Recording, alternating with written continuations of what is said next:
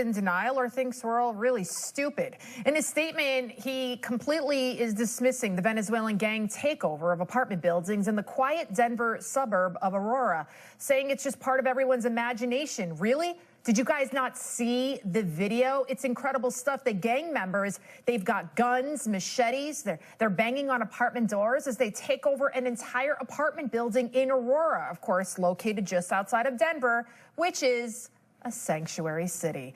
The gang's trademarks: murder, extortion, and drug and sex trafficking. Just the perfect citizens you want to come right into the United States, right? Thank you so much, Joe and Kamala. Mayor of Aurora, Colorado, Mike Kaufman, he joins us now to discuss this. He's been sounding the alarm. So, Mayor Kaufman, what is he trying to tell us? Your governor, don't believe your eyes, your ears, don't believe your constituents. Talk to me about what is going on and how you're feeling that it's not being taken seriously by your own governor. You know, I think clearly the governor misspoke, and I've had conversations with the governor where he certainly understands the magnitude of the issue.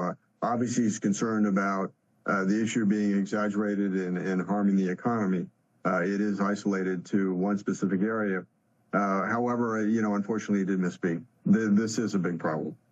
I mean, you see the type of guns that some of these individuals have on them.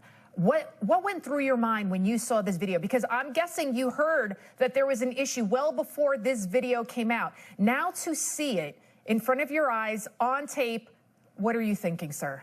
You know, it's a shock, especially to see, you know, having been in both the Army and the Marine Corps and being retired military, to see somebody take, you know, have an AR-15 weapon with them is pretty chilling.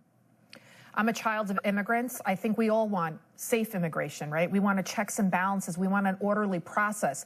But the fact that they are allowing anyone and everyone without proper vetting, mostly military-aged men from 150 different countries, is it even possible to know who is coming in?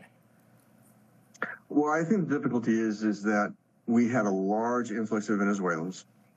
And Venezuela does not cooperate with the United States when it comes to sharing criminal histories with immigration services. And so I think what you had is probably some came across just illegally and never went through a process. Some crossed the border illegally and then, you know, declared political asylum and were released in the country under humanitarian parole.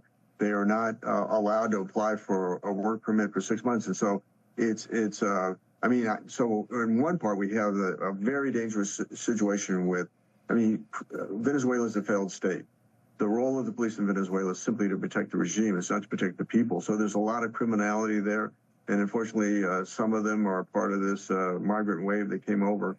It seems like I think in the United States, you have to look and say, where there is a concentration of Venezuelan migrants, not the long-established immigrants, but the migrants who recently came over. Mm-hmm.